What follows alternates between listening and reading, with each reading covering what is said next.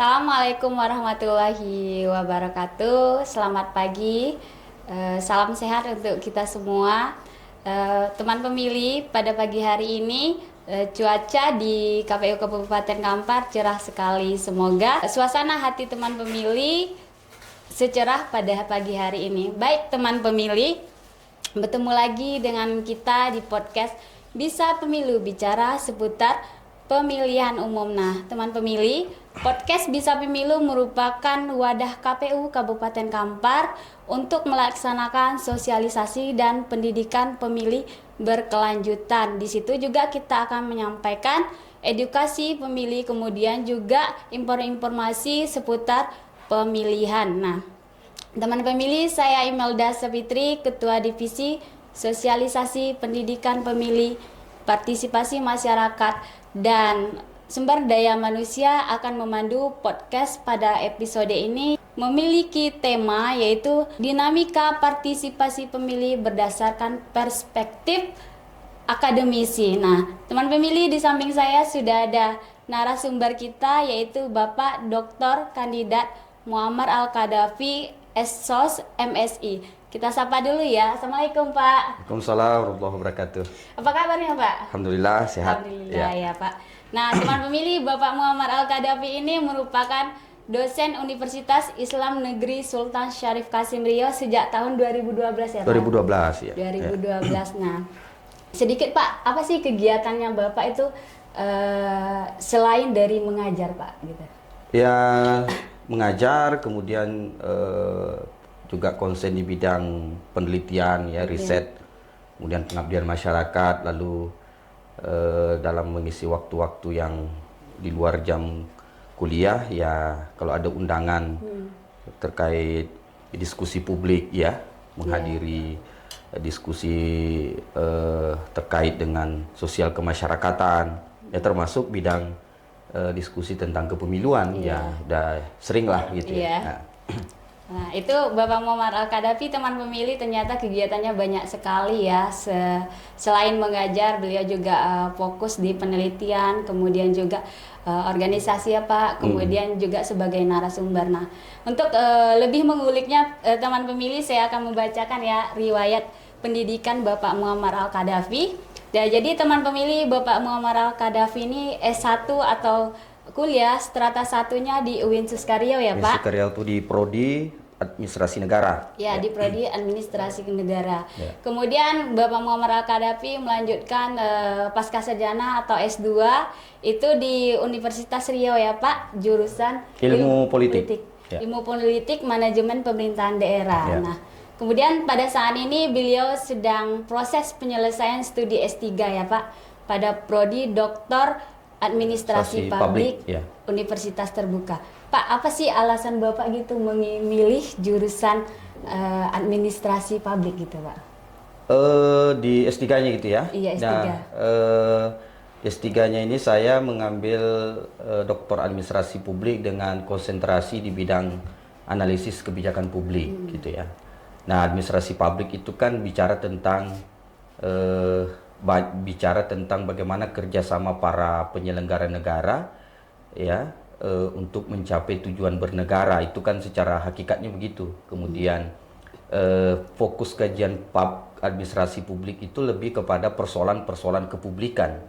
Ya, kalau pemilu ini adalah bagian daripada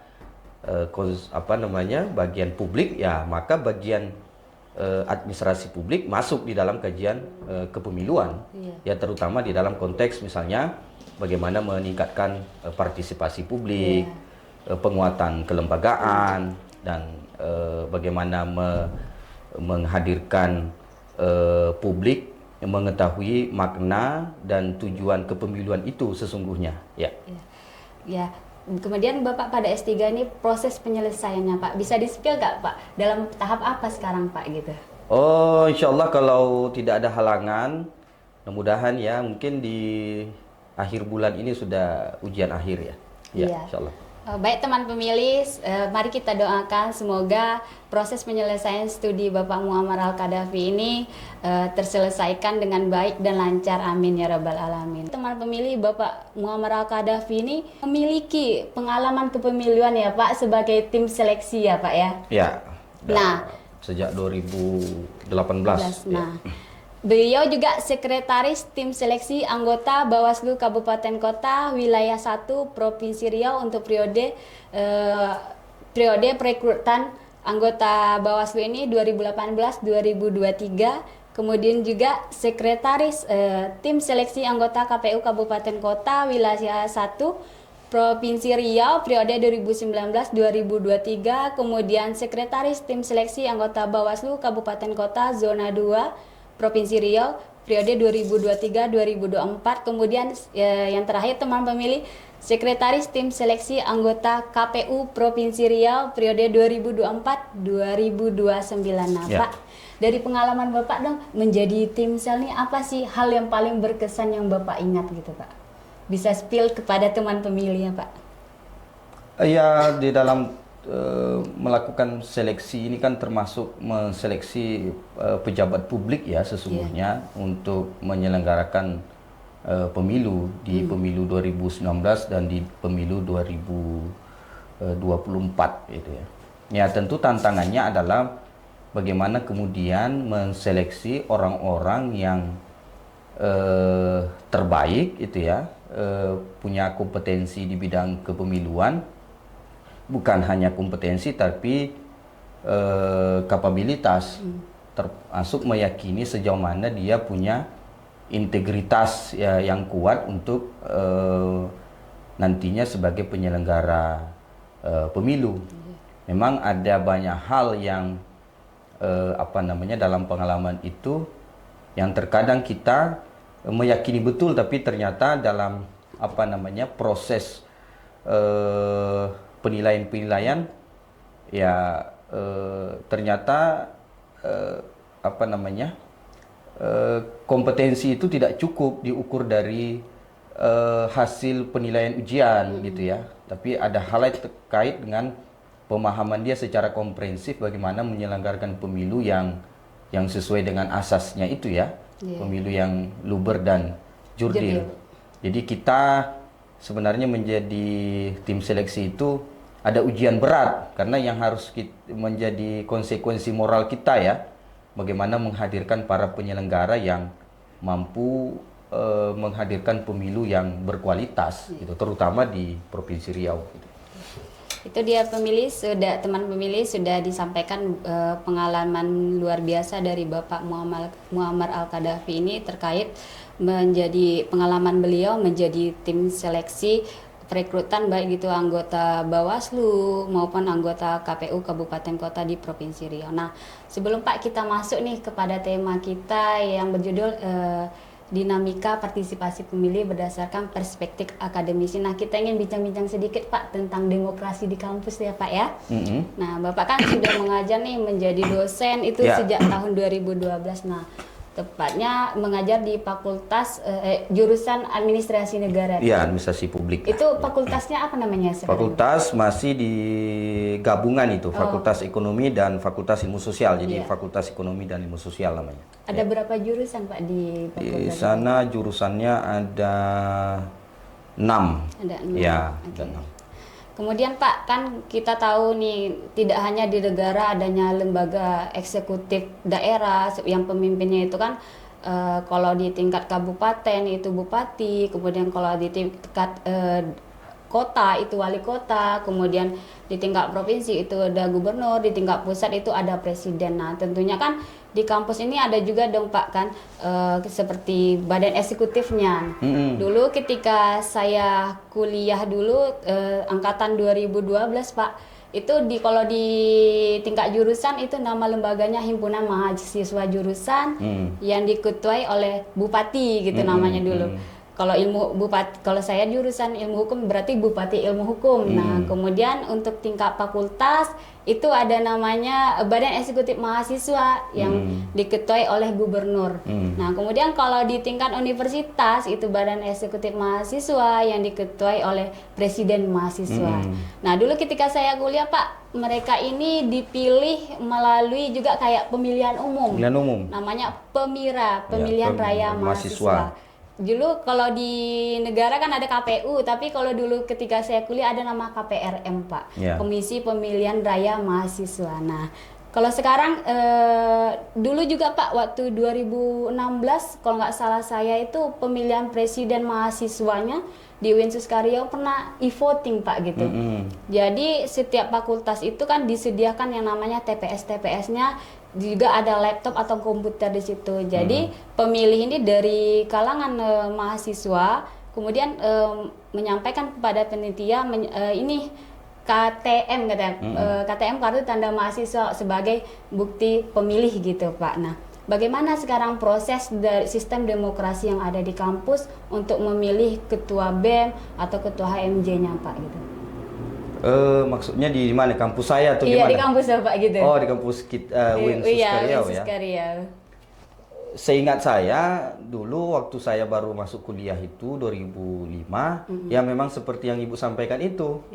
Bahwa persis sebenarnya praktek pemilu yang dilakukan di Indonesia ini 2005 itu adalah rasanya praktek awal yang berdemokrasi secara langsung itu di kampus.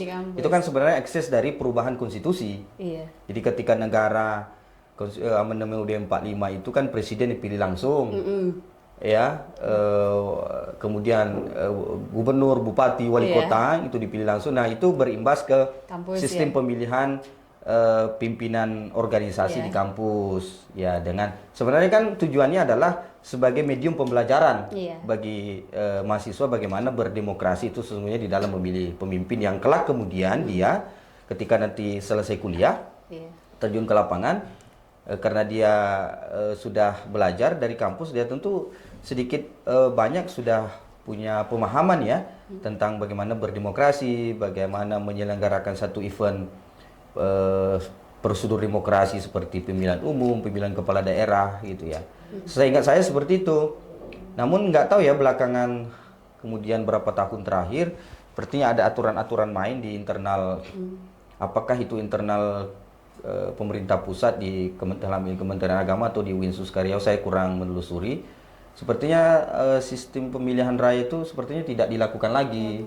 Terakhir saya nggak tahu kapan mulainya itu ya, kurang mengerti. Tapi pernah waktu 2017 itu seingat saya di UIN itu masih pemilihan raya menggunakan voting begitu dengan sistem elektronik yang digunakan.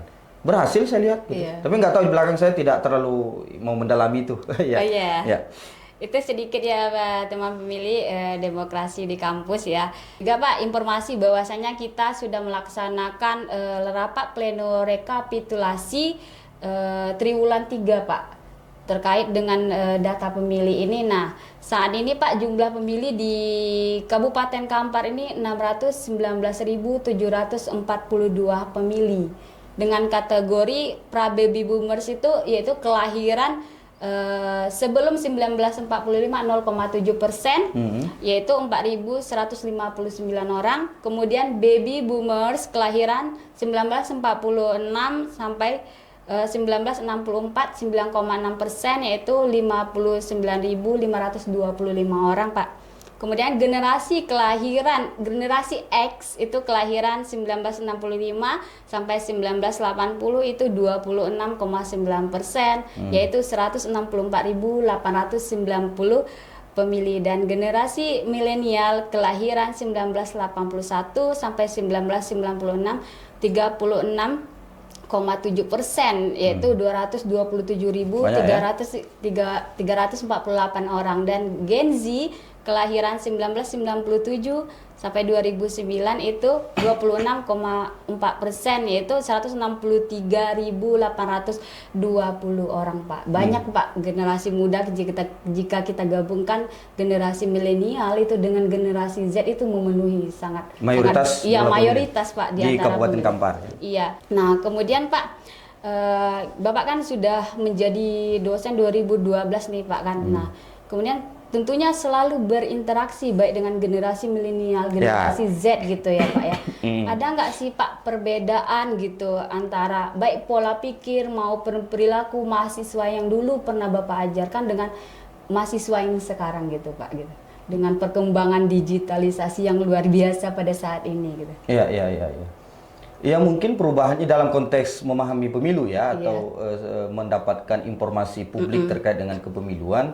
Perbedaannya hanya mungkin kalau di kita dulu kan ini kan platform digital kan belum ya boleh dikatakan nggak ada lah belum ya waktu saya handphone pun kan belum ada yang secanggih sekarang gitu ya, Android dan segala macamnya. Nah sekarang kan referensi mereka itu kan lebih besar, memang banyak mendapatkan informasi apapun ya, termasuk informasi tentang kepemiluan. Mereka kan lebih banyak mereka dapatkan itu di platform digital, apakah itu di media sosial dan media-media yang lain.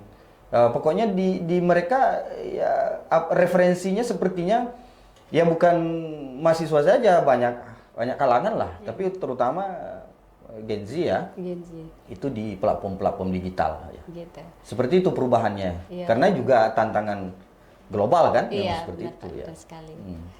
Nah kemudian Pak, dengan perkembangan dunia digitalisasi, apalagi sekarang ini kan AI ya Pak ya, AI kan sudah berkembang pesat ya gitu. Nah Pak, kan tentunya semakin berkembangnya teknologi informasi kan kemungkinan besar berita hoax atau berita bohong itu berkembang gitu Pak gitu. Bagaimana sih Pak cara agar generasi muda kita ini membedakan mana sih yang berita hoax, mana sih berita yang benar, karena kan apalagi nanti ketika tahapan pemilu gitu Pak. Ya makanya mau tidak mau saya kira penyelenggara ya, terutama dalam hal ini KPU, Bawaslu, ya itu selalu melakukan edukasi kepada para pemilih, terutama dengan bagaimana mereka ketika mendapatkan informasi di platform digital, mana yang kategorinya itu berita yang hoax gitu ya, dan berita yang memang yang itu resmi gitu ya.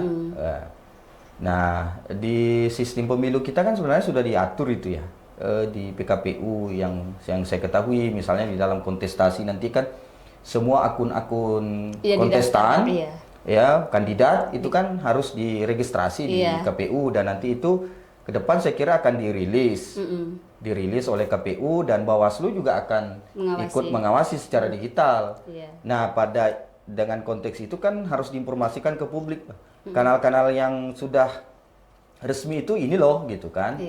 Nah meskipun nanti ada pemberitaan-pemberitaan lain ya itu segera akan diawasi oleh Bawaslu kalau misalnya memang di luar prosedur kepemiluan itu. Nah di luar itu ya edukasi tentang pemahaman tentang kepemiluan itu seperti apa, tahapan pemilu seperti apa, bagaimana menjadi pemilih yang baik, nah itu kan harus edukasi secara terus-menerus. Nah, itu kan peran-peran penyelenggara, bukan hanya peran penyelenggara, termasuk komunitas-komunitas, lembaga-lembaga yang konsen dengan kepemiluan. Nah, itu harus ikut terlibat, termasuk ya ada salah satunya adalah kampus yang punya mahasiswa yang selalu bersentuhan pada setiap harinya, dan ini kan kategori Gen Z ya. Ya, termasuk sekolah-sekolah yang nanti punya kelas berapa itu ya? Kelas 12 ya. 12. Nah, itu kan jadi memang ke depan kolaborasi untuk melakukan literasi pemilu di era digital ini menjadi penting, ya. Nah, kemudian Pak, tentu kita bicara tadi generasi kita kan Pak, generasi Gen Z itu mereka sebagai pemilih atau generasi milenial. Nah, kemudian kita bicara Pak dalam konteks pemimpin. Menurut Bapak nih sebagai seorang dosen atau akademisi, kategori pemimpin yang ideal untuk masyarakat tuh yang seperti apa sih Pak gitu? Ini dalam konteks apa nih, memilih pemimpin gitu. Eksekutif maupun Iya, legislatif iya, benar. secara yang melakukan yang pemimpin yang dipilih Ideal melalui gitu. proses elektoral ya. Iya. Misalnya bupati, gubernur, wali kota atau presiden gitu ya. Pak. Nah, yang pertama itu kan sebenarnya kalau kita ingin menjadi pemilih, bagaimana memilih pemimpin secara elektoral ini, itu kan yang harus pertama yang harus dilihat itu adalah kapabilitasnya terutama. Nah, kapabilitas itu kan apa sih? Ya terkait dengan ya latar belakang pendidikan, track record pendidikan, termasuk ya kemudian sejauh mana integritasnya, ya kejujurannya, itu bagian dari saya kira dari kapabilitas itu ya. Jadi harus ukuran seperti itu menjadi pemilih untuk melihat memilih pemimpin gitu ya. Yang berikutnya yang kedua adalah Visi-misi ya itu termasuk tadi itu iya, ya kapabilitasnya itu, aksesibilitasnya ya sejauh mana dia punya memang punya pengikut. Pemimpin itu kan harus punya pengikut gitu ya. Bagaimana sejauh mana masyarakat memang menginginkan seseorang gitu ya. Nah kemudian probabilitasnya gitu ya. Apakah calon pemimpin ini punya kemampuan untuk melakukan komunikasi, menyesuaikan kebijakan-kebijakan baik ke atas maupun ke bawah gitu. Nah, kalau Bung Rocky Gerung itu kan bilang sebelum kapabilitasnya, etikabilitasnya katanya dulu. Setelah itu lolos, baru diuji intelektualitasnya tadi, kapabilitasnya itu kan. Nah, itu kan pendapat beliau. Tapi kalau secara teoritik sebenarnya kan 3 kategori besar ini.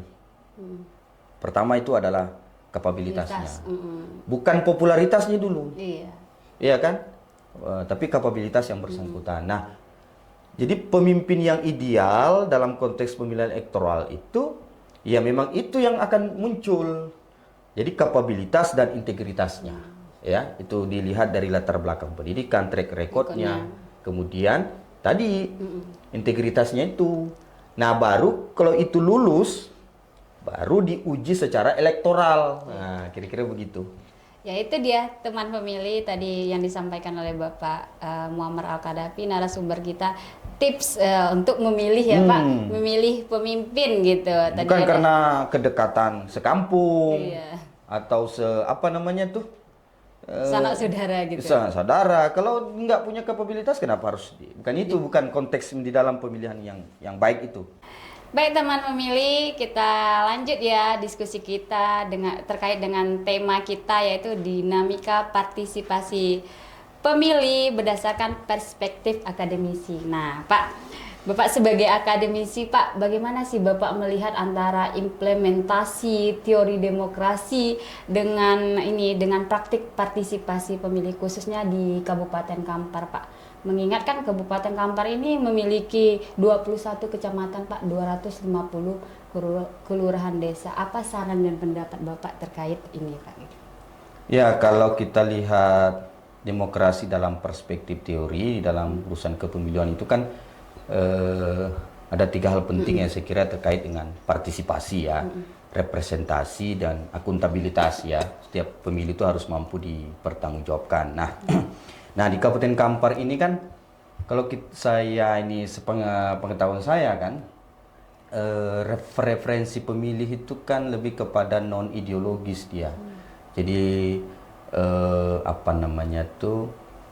memilih itu sangat dipengaruhi dari komunitas. Ya komunitas, lalu kemudian dari patronase begitu ya, ada faktor-faktor seperti itu. Kemudian tokoh lokal ya lebih mempengaruhi ya, tokoh agama lokal gitu ya, tokoh adat ya, sehingga ini butuh literasi memang ya, literasi oleh khususnya banyak pihak terutama KPU. Nah, begini perlu ada edukasi publik. Edukasi publik terkait dengan apa namanya, makna suara itu apa. Jadi bukan hanya mengedukasi, sosialisasinya bukan hanya bagaimana cara mencoblos yang baik, bukan itu aja, tapi memberi pemahaman makna suara itu. Apa sih makna suara di dalam pemilu dan pilkada itu gitu ya. Nah, itu sehingga KPU harus memperluas apa namanya tuh, memperluas sosialisasinya berbasis komunitas. Ya, berbasis komunitas, kemudian kelompok adat, kelompok masyarakat, kelompok tani misalnya, organisasi kepemudaan, yang sehingga itu bisa menjangkau pemilih-pemilih yang mungkin selama ini yang masih pasif gitu ya.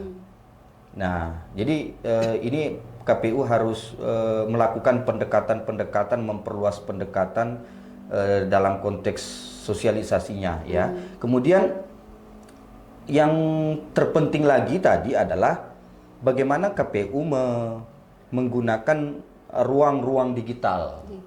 Ya, ruang-ruang digital untuk menjelaskan isu-isu strategis kepemiluan itu.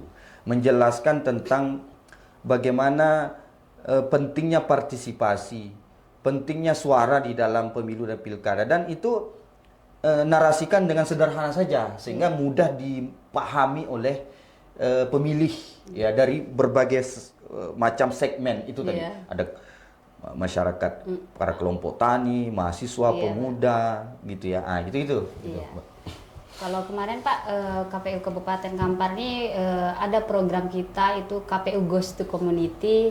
Kita hadir di Festival Subayang Pak kan. Subayang itu kan festival yang dilaksanakan di Kabupaten Kampar ya Pak. Festival tahunan Provinsi Riau. Nah, kita lihat bahwasanya di festival-festival itu banyak komunitas-komunitas hadir Pak gitu.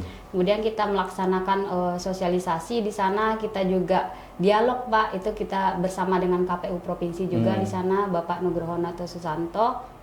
Kita dialog dengan para komunitas, kita juga membagikan stiker, kita juga mengajak Pak. Nah, kemudian juga ada juga agenda kita juga KPU Goes to Community juga dengan komunitas alam Pak, kita melaksanakan kemah demokrasi. Mungkin nantinya sebagaimana saran Bapak akan insya Allah kita laksanakan Pak. Kita lanjutkan program KPU Goes Community kita itu ke lebih yang luas lagi gitu ya Pak ya. Kemudian Pak sebagai akademisi dosen di kampus tentu berinteraksi terus dengan generasi muda, ya, mahasiswi ya. Gitu kan, Pak. Bagaimana sih peran kampus ini dalam meningkatkan kesadaran politik generasi muda ini, Pak? Ya, kampus dalam hal ini kan tentu punya peranan yang strategis ya, sebagai ruang yang memproduksi pengetahuan, nilai-nilai yang kritis ya bagi mahasiswa gitu, sebagai generasi muda.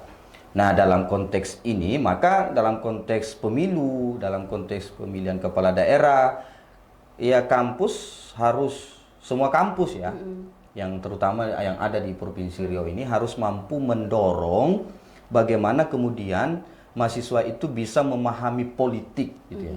Memahami politik bukan hanya, memahami politik itu bukan sebagai konflik. Ya kan? Tetapi memang dia bagaimana memahami politik itu pentingnya ruang partisipasi.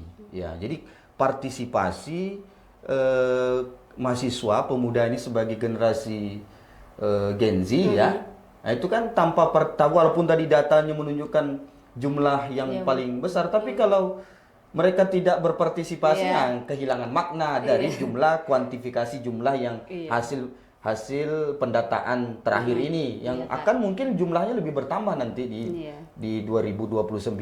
Nah, kemudian bagaimana kemudian kampus bisa mendorong agar mahasiswa ini mendapatkan literasi demokrasi yang baik di ruang-ruang kuliah, di ruang-ruang seminar dan kegiatan-kegiatan kemahasiswaan. Jadi kalau mahasiswa di kampus BEM Dema ya istilahnya sekarang membuat kegiatan-kegiatan seputar tentang literasi kepemiluan, bicara demokrasi, itu hal yang positif gitu. Atau mengundang tokoh-tokoh politik, mengundang pejabat-pejabat politik ke kampus lalu didebat.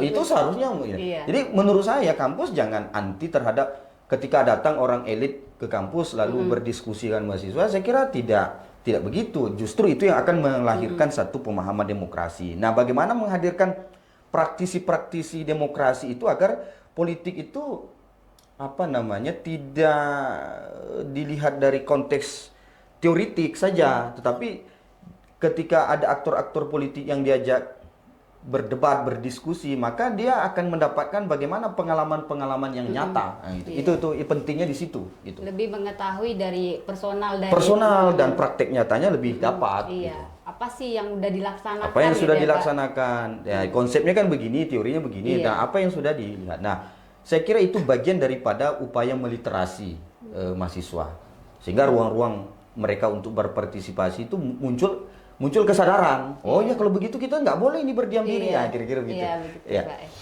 Nah, kemudian Pak, kan partisipasi pemilu dan pilkada itu kan jauh berbeda ya Pak ya. Di KPU di Kabupaten Kampar ini Pak, ketika pemilihan umum partisipasinya 82% Pak. Nah, tapi ketika pilkada itu pemilihan kepala daerah, pemilihan bupati dan wakil bupatinya itu 61,39% Pak gitu kan. Kemudian sejauh mana sih tingkat partisipasi sebenarnya dapat dijadikan indikator kesehatan demokrasi Pak? Apakah kita terlalu tergantung pada angka Pak? Bagaimana pendapat Bapak? Nah, partisipasi kalau kita lihat, kita maknai partisipasi pemilu ya, maupun ya pemilihan umum, maka selalu diukur dari seberapa besar pemilih hadir ke TPS untuk memberikan hak suaranya. Ya, maka akan lahirlah angka-angka kuantitatif nanti. Misalnya tadi Kabupaten Kampar pada saat pemilu 82 gitu. Mencapai tingkat kehadiran partisipasi pemilih ke TPS tinggi ya, 82%. Ya kan. Nah, ketika pilkada ada sedikit penurunan. Nah, itu kan mungkin karena konteks pemilihannya yang berbeda. Nah, tetapi di luar hal itu, makna partisipasi itu bukan hanya sekedar kehadiran pemilih itu memberikan hak suaranya di TPS. Jadi ketika mereka ikut terlibat, misalnya contoh di dalam menghadirkan integritas tahapan pemilu, misalnya melaporkan adanya upaya money politik misalnya. Nah, itu kan bentuk bagian daripada bentuk partisipasi, atau mengajak komunitasnya untuk hadir.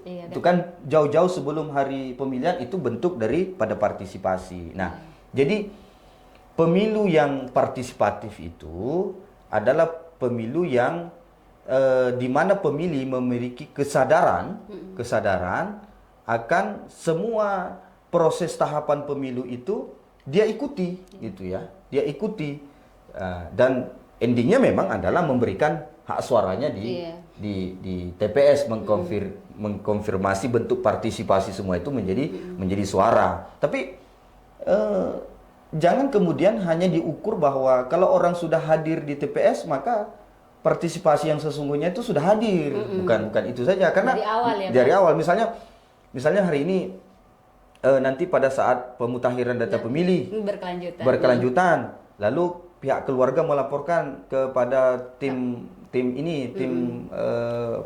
KPU atau yang sedang bahwa keluarga saya yang bernama ini sudah meninggal misalnya, ini surat keterangannya, sehingga dia harus dikeluarkan dari daftar pemilih. Nah, itu kan salah satu bentuk partisipasi untuk mendukung kevalidan data pemilih. Nah, jadi bukan soal berapa banyak yang datang ke TPS, bukan saja itu ukurannya. Jadi ini yang harus diberikan pemahaman bahwa makna partisipasi itu harus lihat secara konvensional. Itu kan kalau konvensional datang ke TPS, non konvensional itu banyak sekali, seluruh tahapan-tahapan itu. Begitu, Bu. Nah, kemudian Pak, kan ada tadi penurunan partisipasi Pak gitu kan, dari 82 ke 61 gitu kan. Kemudian Pak, menurut Bapak apa saja sih implikasi dari naik turunnya partisipasi pemilih ini terhadap kualitas demokrasi dan legitimasi pemimpin Pak gitu? Iya,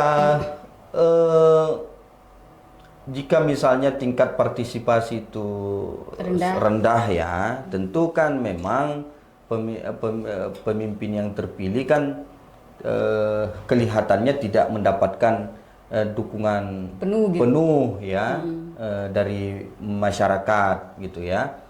Jadi kelihatan juga akan berdampak terhadap ketika pemimpin itu terpilih sejauh mana masyarakat berpartisipasi dalam pembangunan itu kan akan kelihatan nanti problemnya di situ. Nah, tetapi begini, kalau misalnya tadi di pilkada lebih rendah ya dibanding pileg, itu kan banyak faktor ya yang menyebabkan. Pertama karena kalau di pileg itu kan kontestannya lebih banyak gitu ya, kontestannya lebih banyak, partai politik, personal gitu ya. Nah, sementara di pilkada kan hanya berapa kontestan saja. Itu mungkin salah satu faktor-faktor. Yang kemudian ada teknis-teknis yang lain, misalnya karena adanya merger dari TPS ya, atau pengecilan jumlah TPS-nya, itu kan faktor-faktor teknis gitu ya. Tetapi begini, legitimasi itu bukan hanya dilihat dari kerendahan partisipasi, kebebasan orang memilih tidak diintimidasi, iya kan? Kemudian pemilih mendapatkan akses informasi, pilkada atau pemilu itu betul-betul berintegritas prosesnya, itu juga akan berkontribusi terhadap legitimasi pemimpin yang terpilih. Jangan kira bahwa pemilih seorang misalnya kepala daerah sudah dipilih 70%, 80%, tapi masyarakat menyadari betul bahwa ada proses yang salah. Nah, itu juga menurunkan legitimasi pemimpin yang terpilih. Nah, itu juga. Jadi semuanya penting ya. Secara kuantitatif angka-angka partisipasi itu penting, tapi prosesnya harus juga terjaga dengan baik gitu. Kemudian Pak, sebagaimana kita ketahui bahwanya tadi kan di Kabupaten Kampar ini, sebagaimana data yang sudah saya sampaikan tadi kan mayoritas pemilih muda, Pak. Apa sih pesan Bapak nih untuk generasi muda kita terkait urgensi partisipasi pemilih nih Pak gitu? Ya kan saya katakan tadi bahwa salah satu indikator demokrasi dalam konteks demokrasi prosedural yang disebut dengan pemilu itu kan membutuhkan partisipasi dari warga negara ya, dalam hal ini pemilih. Nah, basisnya pemilu itu ya partisipasi, ya pilkada itu ya partisipasi warga. Nah, data menunjukkan bahwa generasi muda itu, dalam hal ini generasi Z tadi, itu mendominasi dari berbagai macam segmen, kelompok usia pemilih kan mendominasi ini.